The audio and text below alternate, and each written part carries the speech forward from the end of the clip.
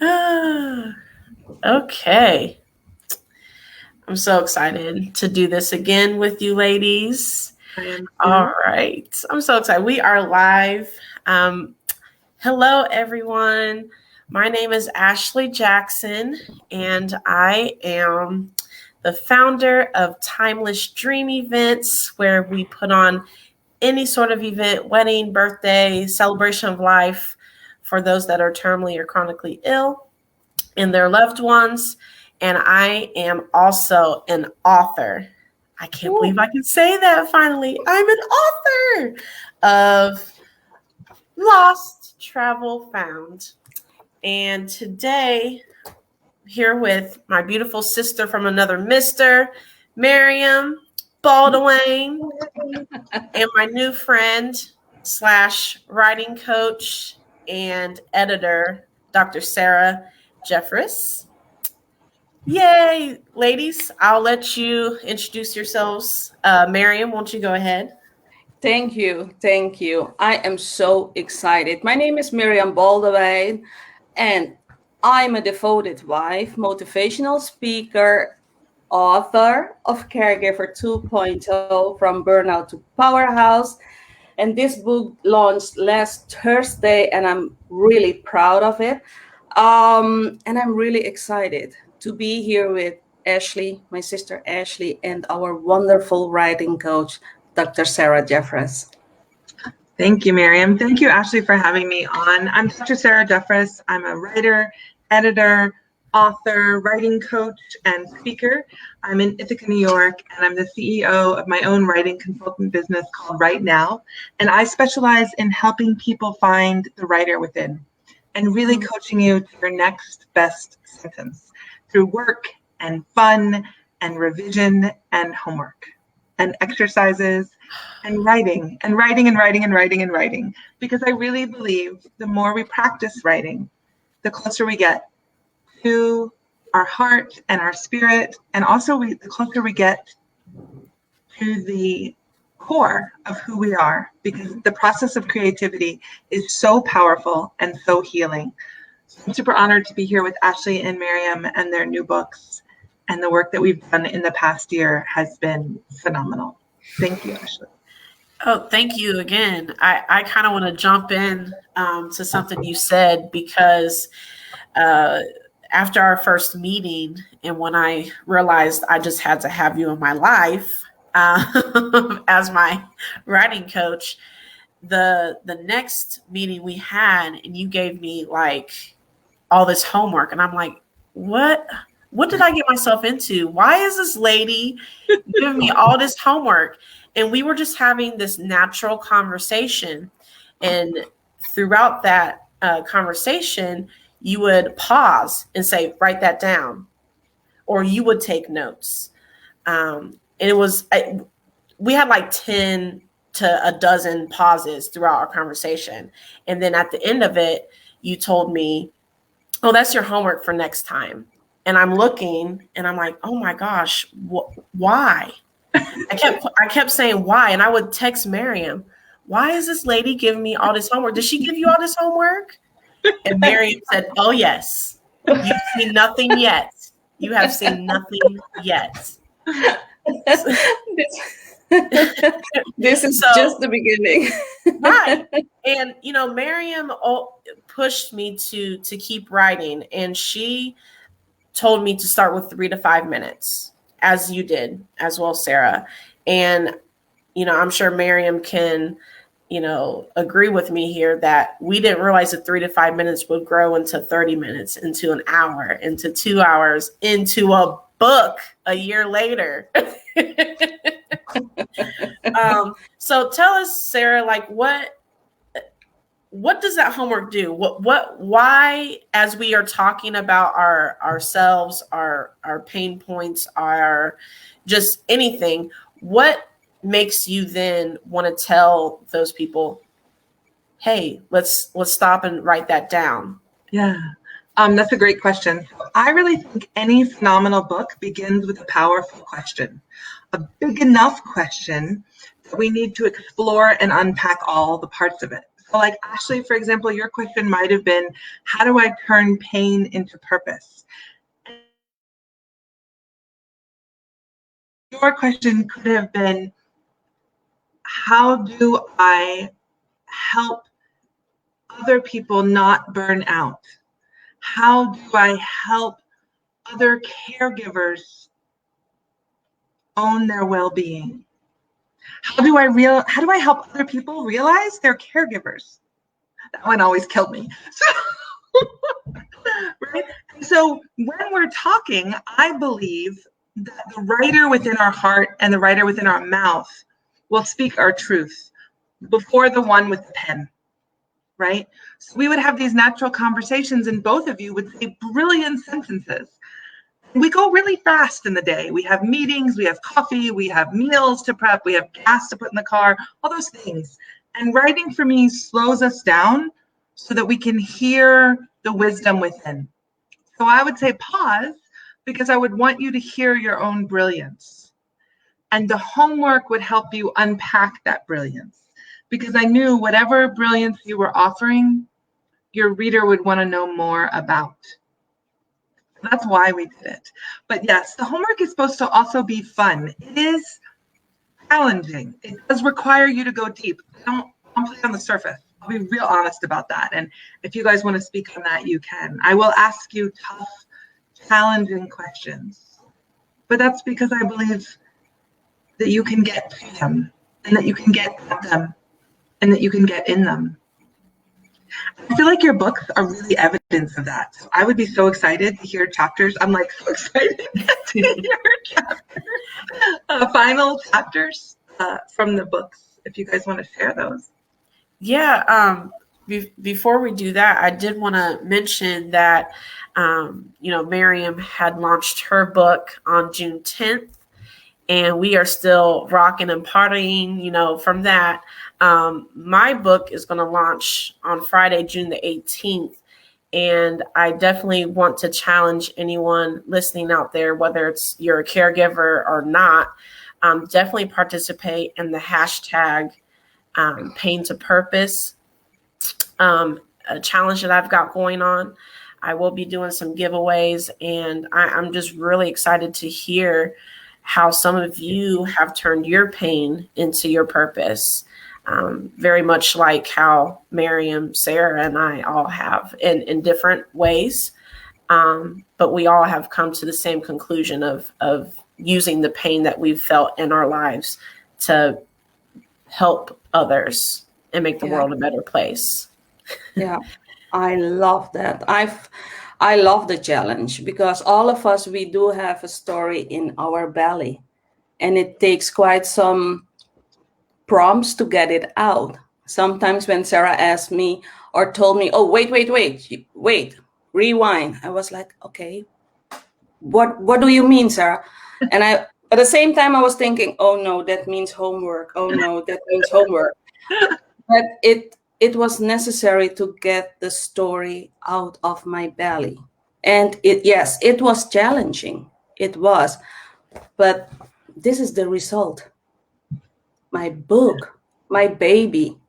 So I don't know if Ashley, do you want to read first, or I go first? Okay, I'm just gonna read a snippet of the book, and this part is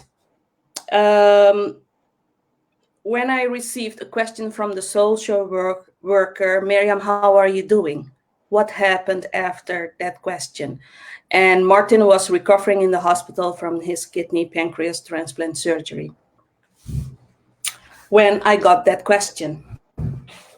Okay, here it goes. When I got home, I sat alone in the living room, thinking about the conversation that was more of cry session.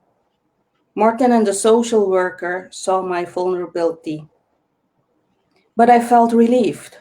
Wow, Meriam is human too. I wanted to do something about my situation. Correction, I needed to do something. I was in the darkness, but I had to find the courage to see the light bulb at the end of the tunnel. Are you crazy, Meriam? Woman, let me tell you this. You are worthy of a wonderful life too. It's time you start thinking about you. There was no reason for me to stay in that unpleasant place. I took a deep breath, and all I could think of were those words. Get out of the darkness. You don't belong here. Can't you see the light? You will get there, but you have to take action. I went upstairs to the bathroom and looked in the mirror. Meriam, what are you going to do for you? To be honest, I couldn't answer. I looked in the mirror again and said, Meriam, what are you going to do for you? What if something happens to you? Who's gonna take care of Martin? Name me one good reason why you ignore the signs of your body. Just one. I could not answer.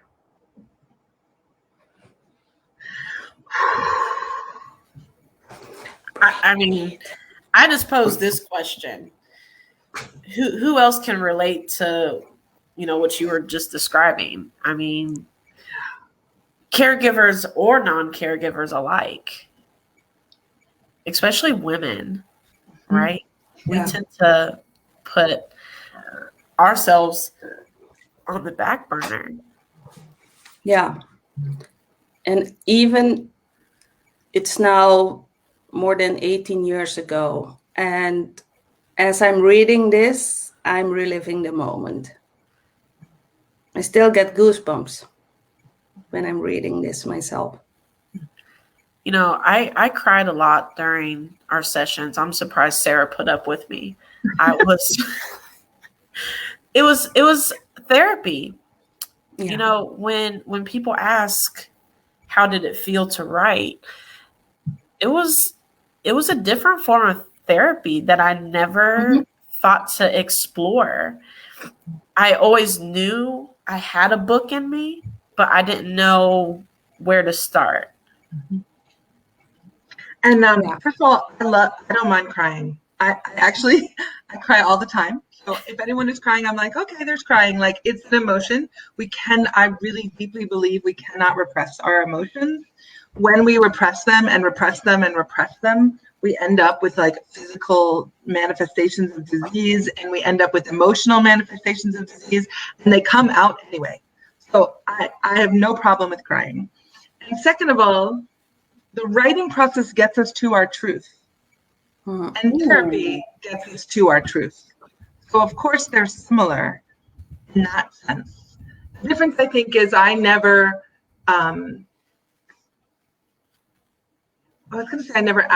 asked you to change your behavior, right? The way therapists are always like, now consider this in the next choice, right? I would never ask you to do something, and I would never offer advice about behavior, but I would just offer advice about a sentence, right? And offer advice about how to put one sentence next to the next one. What I love about what Meriam read is that the repetition of like, how will you take care of you, right? How will you take care of you right now? And that moment of looking in the mirror, which is a really powerful question, It's a really, really powerful question. One of the most amazing things about Meriam's book is that it's a mixture of narrative and questions, right?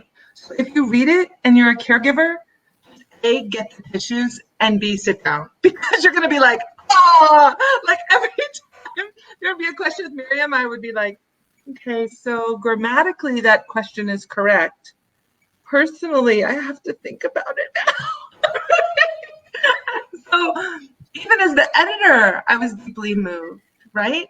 And actually, the thing about your book that is so powerful is that it constantly reminds us that no matter where we go, we bring all of ourselves with us. So if we are in Thailand, or we are in Ohio, or we are in, any of the places that you traveled to, we bring all of ourselves with us. We can't run away from who we are, right? And the other thing about your book, Ashley, that's so beautiful is, I mean, this is true of both of you. It made me think love was possible. As an editor, I would be reading your sentences and I'd be like, that's a really sweet sentence about her husband, or that's a really sweet sentence about Martin. And then inside I'd be like, but love is possible.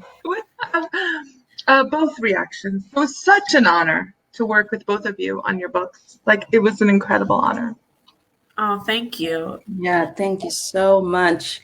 I was going to mention, Miriam's book with the questions, even in the little bit that she read. I mean, she could have read her whole book for all I care. I got the time. But Meriam asks questions that, like you said, Sarah, kind of make you sit there and think. And they kind of make you feel uncomfortable because no one really wants to take a microscope into their own lives, and it's hard sometimes, but Meriam, she asks the questions that need to be asked. She's got the blueprint. I say that time and time again.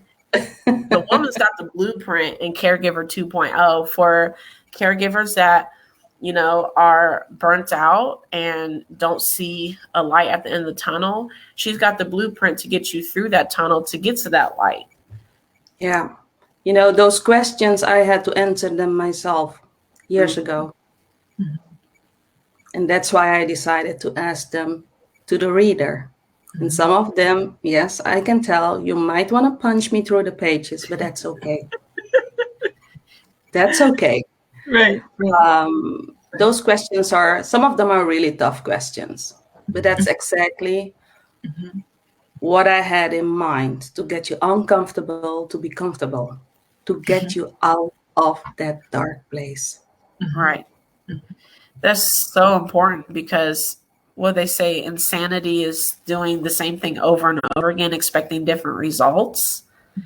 You can't do that. You can't repeatedly be burnt out and trying to help others. You have to take care of yourself at some point. I don't know how many times I've read where a caregiver says, well, the caregiver's in the hospital. And that's just testament to, what Meriam and I are trying to, showcase to the world. Like, caregivers, hello, we're here. We need care too. We're kind of invisible, but Meriam and I are trying to break that mold. Yeah. One of the ways that sorry, Meriam, go ahead. No, you go first. I was going to say one of the ways that both of you do that is that you offer hope. Like, Ashley's book made me really hopeful, even though there's so much loss, even though there's cancer. And I hate cancer. Like, I hated cancer before I read Ashley's book, and then I really hated cancer.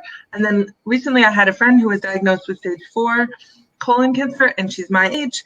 And then I was like, oh my God, I really hate cancer. Yeah. And so even in the hatred of this massive disease, there is incredible hope. Even in Miriam's questions, and the sorrow of Martin's foot and Patrick's stroke, there is hope, right? So you guys offer the caregiver hope. And for that, I'm grateful as your editor and your friend. Thank you so much. But what I wanted to say is, when I read Ashley's book, Ashley took me back to Asia. And I love that part. I love that Thailand part. And it was a really good self-care moment reading the book and reading her story. And Ashley, you're going to read some of your book now? I actually am. Mine's a little bit longer, but I wanted to give the listeners some kind of context behind. So I got a couple paragraphs here. And it is about cancer. And yes, Sarah, I totally agree. I hate it. I've had too much loss from cancer. But here I go. So I'll never forget March 28th, 2017, when Troy's scheduled appointment wasn't at his normal doctor's office, but at the Barrett Cancer Center. I remember walking towards the center and saying, "Oh, this can't be good."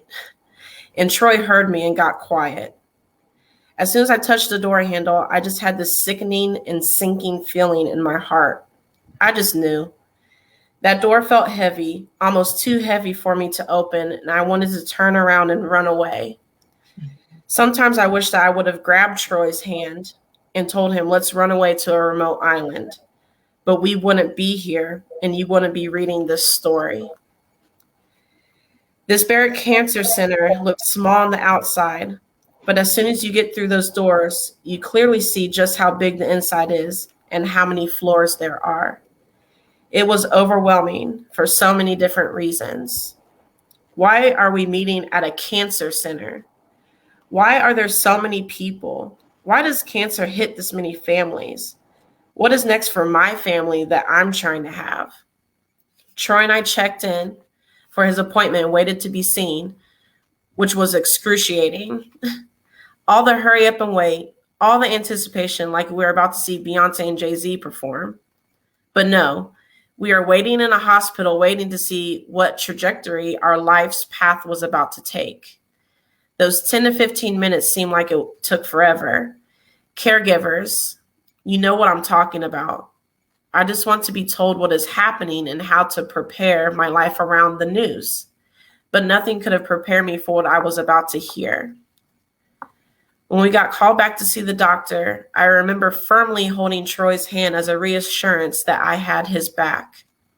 I'm not going anywhere. When the doctor came in, he explained that the biopsy did show that the nasal blockage was indeed cancer. Troy was diagnosed with stage 4 squamous cell carcinoma of the nasal cavity, basically nasal cancer. Our initial feelings and mood were, he's too young for cancer.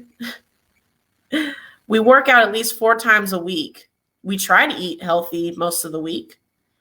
The doctors told us that sometimes the human body is funny in this way. Well, we weren't laughing. I was surprised that I didn't crumble or cry from the news. As a matter of fact, I had an outer body experience. I'm not sure if you believe in those types of things, but they have happened to me a couple times in my life. Another time I vividly remember having one is when my pastor and police officer came to notify us about the passing of my dad. But as my body is sitting in the hard, cold, and metal chair, my mind and spirit seems to be floating in the air and looking down on me. I think it was calling out to my dad and God at that moment, screaming, "Help, help me. I don't know what to do."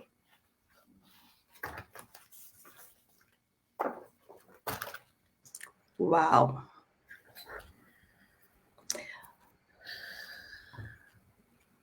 I remember sitting in that chair. Breathe.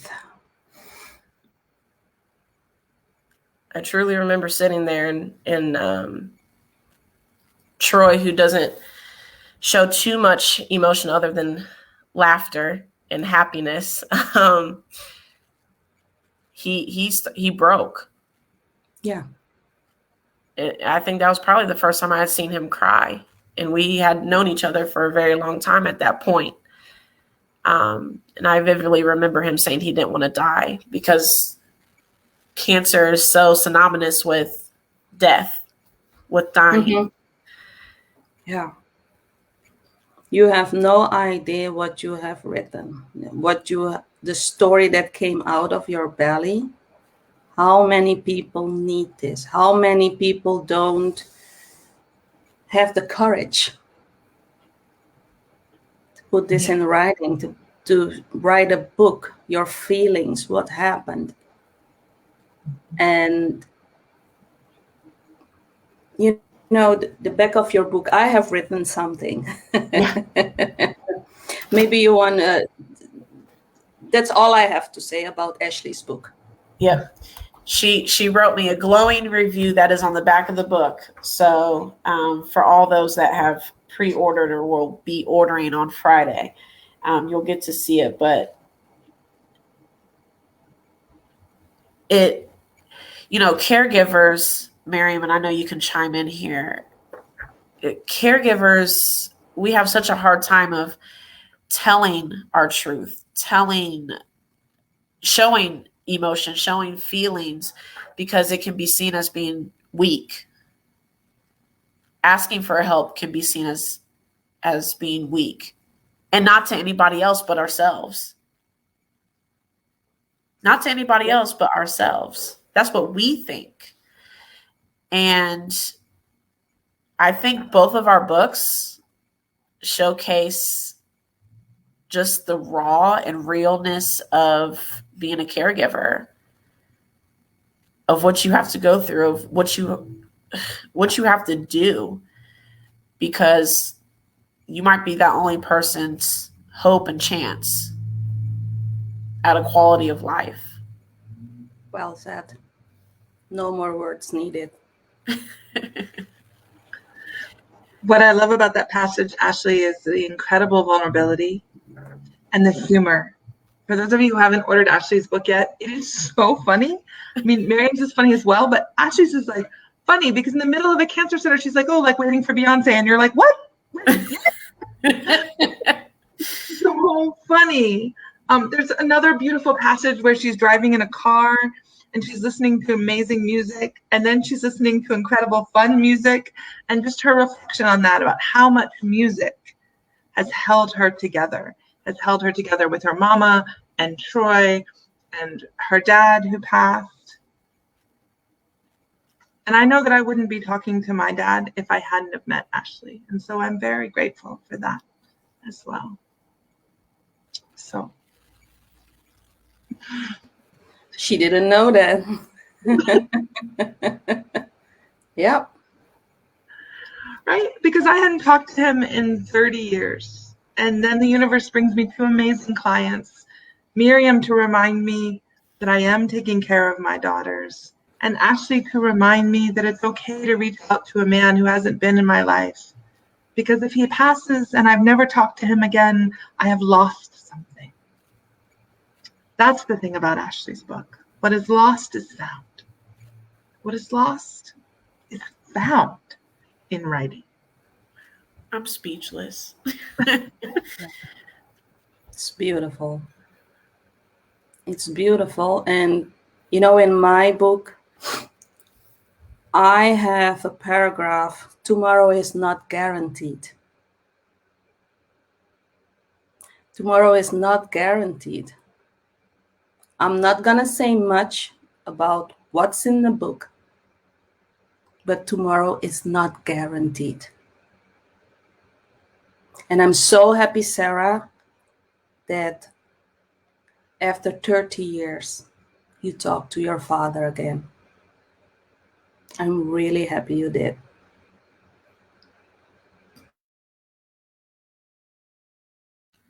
That's really beautiful. Absolutely. Oh my goodness. Lisa, thank you. I have been seeing you posting here. Thank you for tuning in. I think Lisa, I know she's a fellow caregiver, but I think she may be interested in sharing and writing her story with the world. So thank you for tuning in, Lisa. Appreciate that. Definitely, you know, Meriam, what you said, tomorrow is not guaranteed. It truly isn't. You know, that sounds so cliche, but it's just really the simple truth. So it's just unbelievable to see how far we've come, Meriam, my sister. And that's thanks to Sarah, thanks to Ashley. You know, I am so proud of us. And, you know, Sarah, you're a wonderful writing coach, even though I had moments just like, I'll never forget Ashley's words when we got homework. Like, Meriam, did you get that much homework? Oh, yeah. Like, this lady won't stop giving me the homework. Oh my goodness. But part of the homework came from you, right? Like, it was your ideas. What I love working about clients is I just listen to them and the sentences they need to get to So it's not homework just from like top down to keep you busy. It's homework from the heart to make the book grow. Yeah, absolutely. And yeah, definitely. you told us, ladies, you have such a great story that can help both you and others. Because I didn't see it in the beginning. I was like, who would want to read my story? Yeah. Who's going to be interested? And today I can say, oh my gosh, I'm still blown away by so many messages, emails. I'm blown away. But it feels so good knowing that I am already helping people. Right. It's amazing. It's an amazing feeling. And Lost Travel Found, I remember when I started reading, I texted Ashley, I want more. I need more. And I want my signed books. Yes, it's ma'am. Not one book, it's two. It might take me 8 hours to get there by plane, but I'll bring them to you. But I want to be cognizant of Sarah's time, because I'm sure she probably has some other authors that she is debuting to the world. So I just want to say thank you again, Sarah. You don't even know. I can't even put into words eloquently enough how much you've changed my life, and for the better. Meriam, the same as you. There's actually a section in my book where you can find Dr. Sarah and Meriam's services in my book. So if you are needing, caregiver, you're burnt out, she's got the blueprint, Caregiver 2.0. And if you're wanting to write a book but don't know where to start, you can look up Dr. Sarah and she will help you. And it's not, the process isn't easy, but she will help you get there. Yes. And finally, for me, I just want to, again, my Pain to Purpose challenge that will be going this week and through the weekend. And just make sure you are posting your own post about it, tag Timeless Dream Events, and use that hashtag My Pain to Purpose. And I can't wait to read how you've turned your pain into your purpose. You've got a story to tell. I can't wait to read it. Absolutely. And don't forget, June 18th, Friday, Lost Travel Found launch party. Be there. Don't miss it. And just like Lost Travel Found, you can find my information and Sarah's information, and that also goes for Caregiver 2.0. You will find Ashley's and Sarah's information as well in my book. And Sarah, once again, thank you so much for being my coach and for getting the story out of my belly. And Ashley, for you listening to me when I needed you, and you're stuck on me. You can't get rid of me anymore, and that goes for you as well, Sarah. I'm so sorry to tell you. It's out there. You can't get rid of me. I love you both so much, and thank you for everything you've done for me when I needed you and still need you. Thank you. It's been a pleasure and an honor to work with both of you, and it has deeply moved my heart, my own reflections on what it means to be a single mama with 2 children, or a solo mama, as we say, with 2 children. And it has strengthened my editorial skills. So it's been a super fun process. I can't wait to do book number 2 with both of you. Woo! That's my challenge, number 2. For those of you out there who are sitting on a book or a paragraph and think, I have a story, but no one wants to hear it, I challenge you to understand that your story is your gift to the world. And it doesn't belong to you. It belongs to the people who need to hear it. So don't sit on that story too long, because as Meriam said, tomorrow is not guaranteed. Ooh, and books are possible. Thank you both so much. It's been a pleasure. Thank you so much. Thank you. All right. I've dropped some information in the comments. So for those that view on the replay, you'll be able to catch up. Do please share, like, follow, all of the things. All right. Until next time. Thank you, everyone. Bye.